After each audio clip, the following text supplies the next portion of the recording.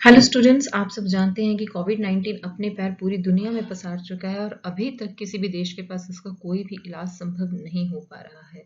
इस समय में जब हर कार्य रुका है, मेरी कोशिश है कि आपको सिलेबस से रिलेटेड टॉपिक्स कंप्लीट करवा सकूं। इस समय अपने घर पर रहिए, अच्छा हेल्दी खाना खाइए, स्वच्छता का ध्यान रखें, योग का अभ्यास करें और पढ़ाई भी करें। अगर आपको मेरी वीडियो पसंद आ रही है तो उन्हें लाइक करना ना भूलें और चैनल को नीचे दिए लिंक पर जाकर सब्सक्राइब ज़रूर करें। आज के वीडियो में हम आयुर्वेद के एक बहुत ही इंपॉर्टेंट टॉपिक दैट इज संस्कार को डिस्कस करेंगे और उनका क्लिनिकली और साइंटिफिकली क्या सिग्निफिकेंस हो सकता है इसके बारे में देखेंगे।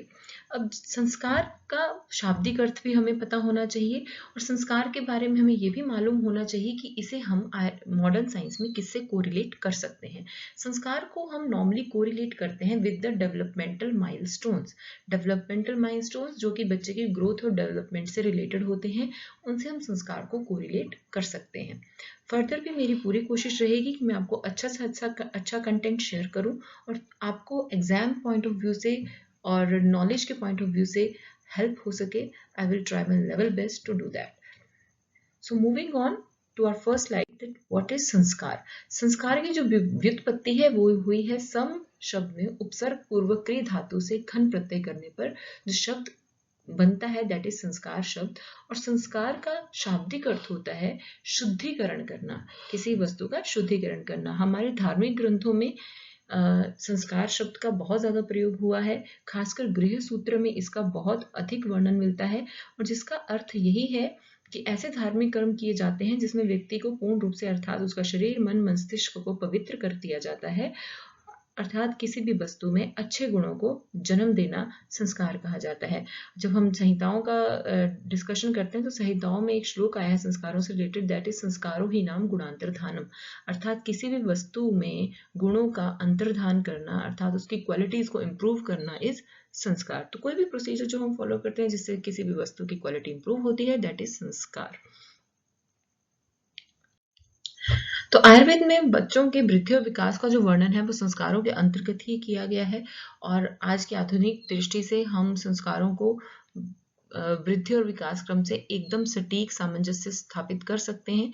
और संस्कार जो है वो 3 पार्ट्स में डिवाइड किए गए हैं, गर्भस्थ जीवन में किए जाने वाले संस्कार, बाल्यकाल में किए जाने वाले संस्कार और युवा एवं प्रौढ़ावस्था में किए जाने वाले संस्कार। यहाँ पे हर संस्कार के नाम मेंशन है।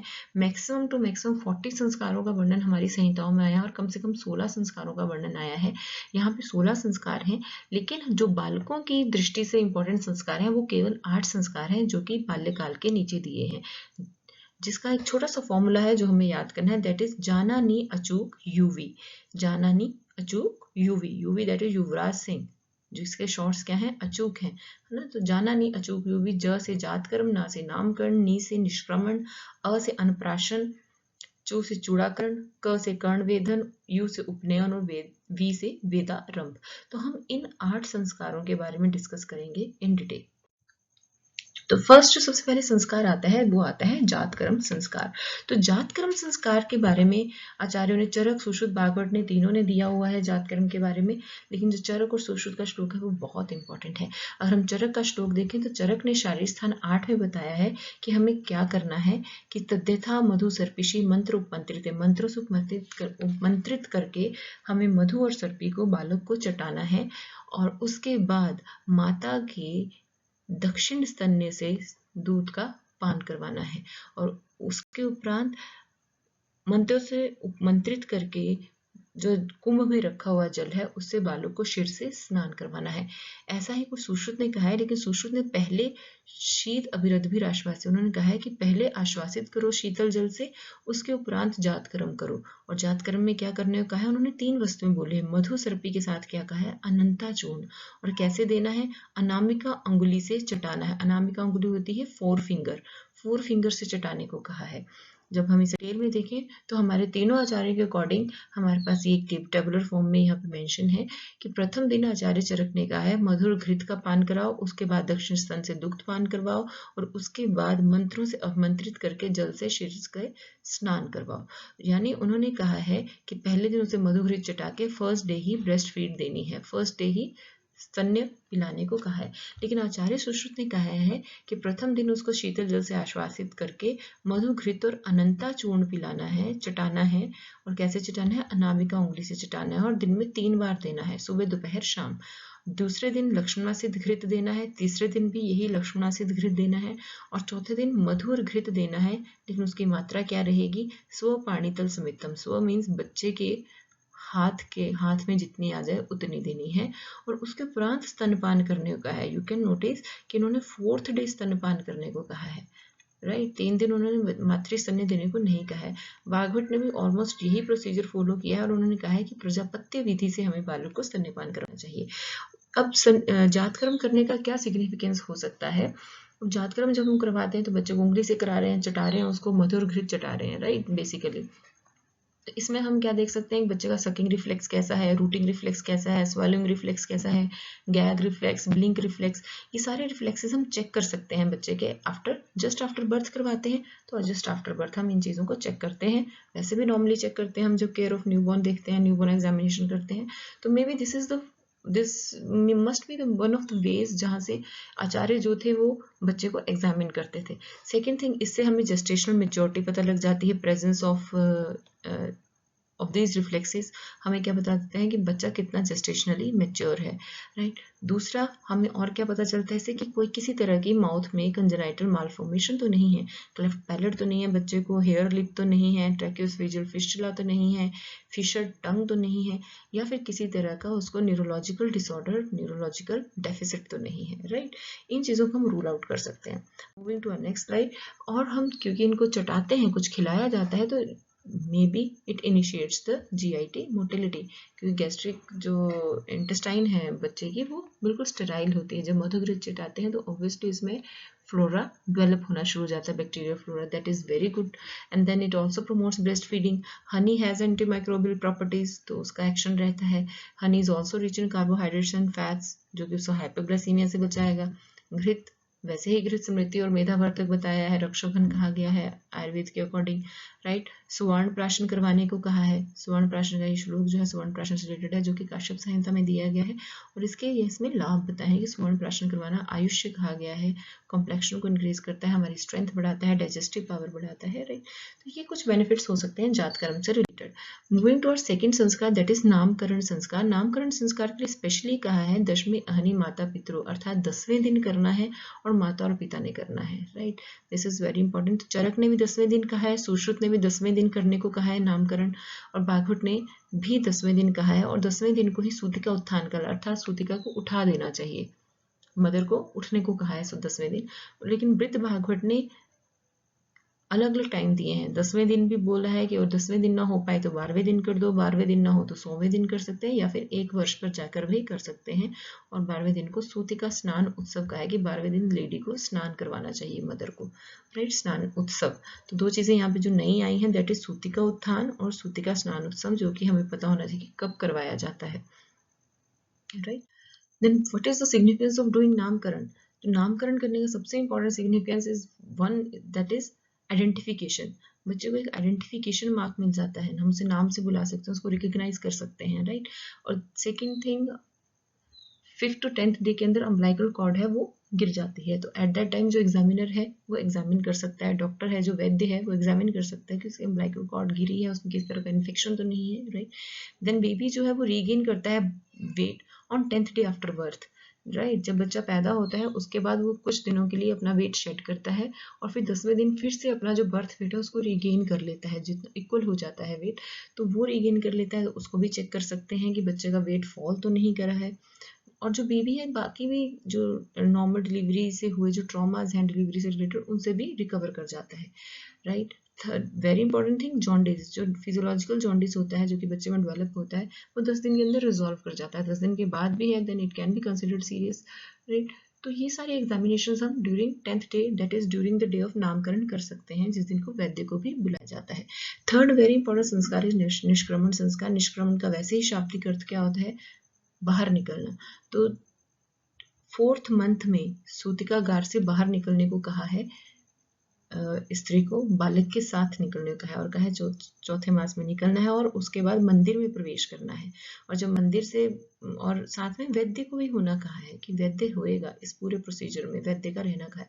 तो वैद्य का रहना कहा है, it means there is some significance of vaidya, है ना।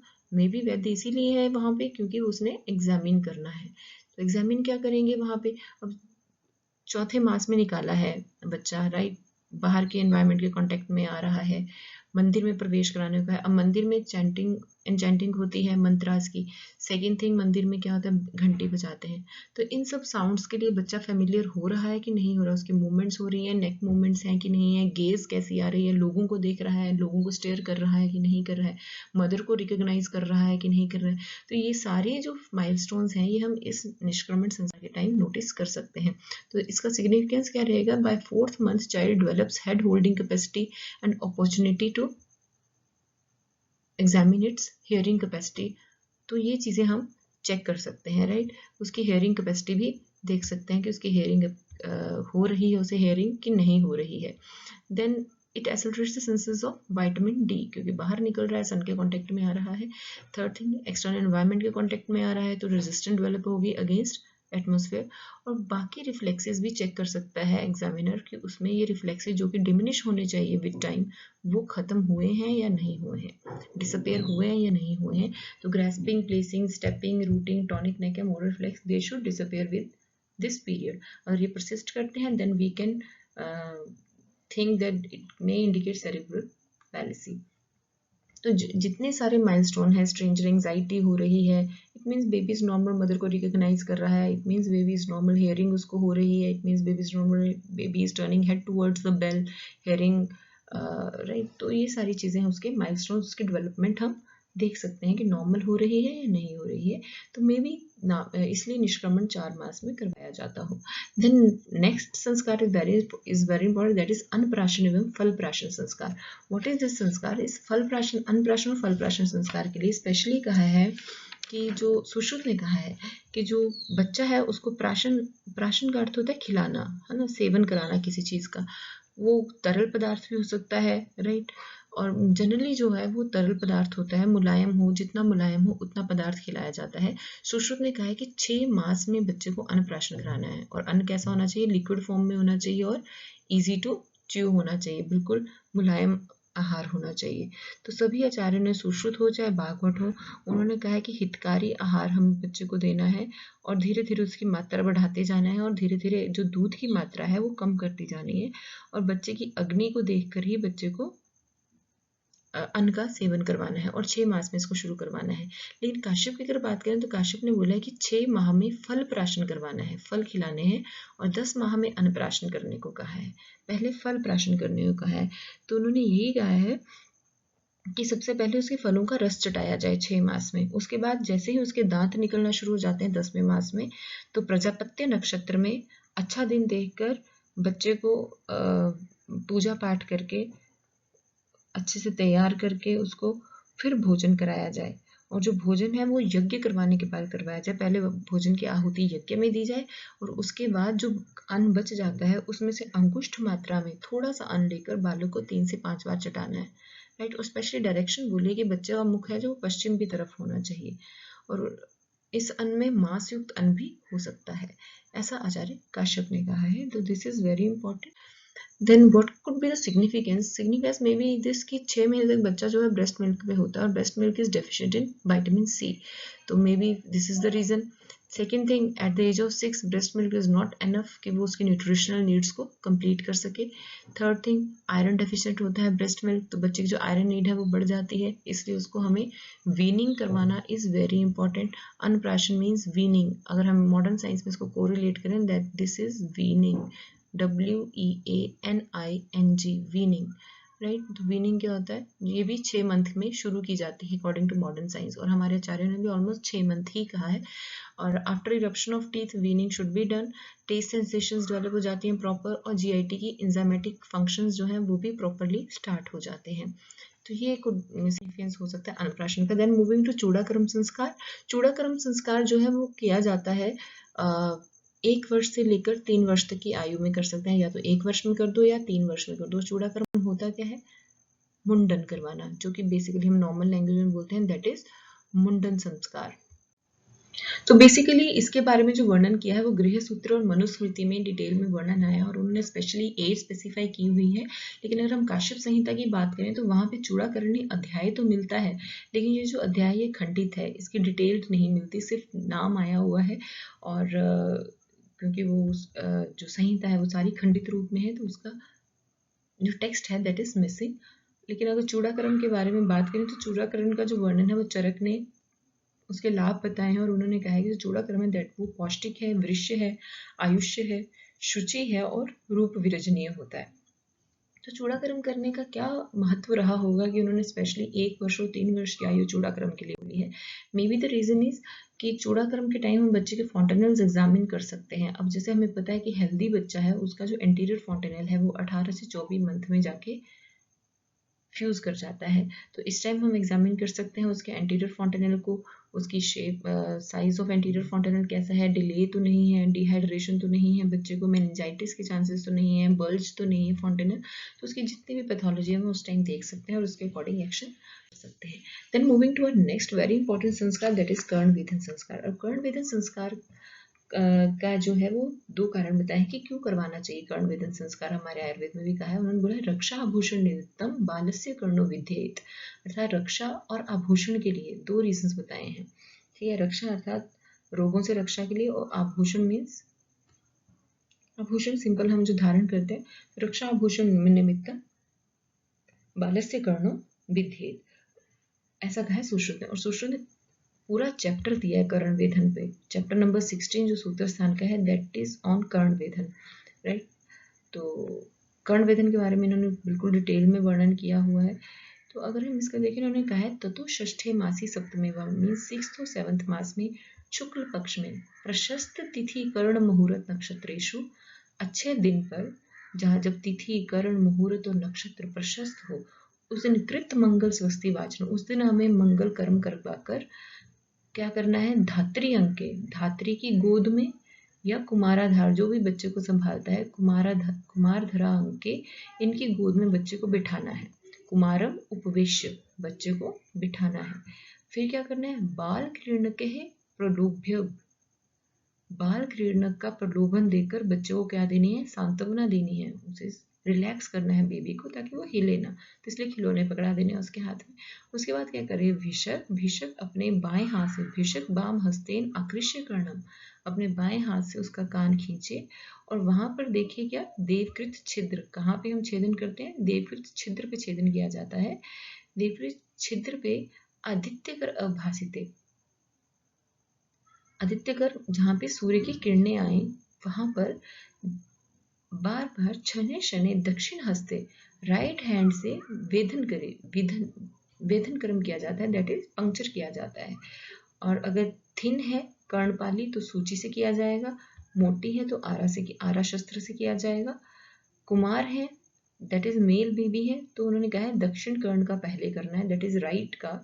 और अगर कुमारी है दैट इज गर्ल है तो उसमें पहले लेफ्ट ईयर का करना है और उसके बाद पिचुवर्ती, उस जो वेधन किया है उस छिद्र में हमें पिचुवर्ती का प्रवेश करवाना है ताकि उसमें इन्फेक्शन ना हो और ना उसकी वो अगेन क्लोज ना हो जाए, इसलिए पिचुवर्ती डालने को कहा है। तो उन्होंने एक पूरा प्रोसीजर बताया हुआ है कर्ण वेधन का कि कैसे करना है।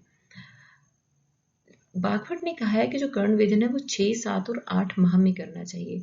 कौन सी कंडीशंस हैं जिनमें कर्ण वेधन नहीं करना चाहिए, स्पेशली 3 कंडीशंस बताई हैं। फर्स्ट इज अजीर्ण, सेकंड इज मल वेग का धारण होने पर और थर्ड इज उष्ण काल में। इन तीनों कंडीशंस में कर्ण वेधन नहीं करना चाहिए, राइट।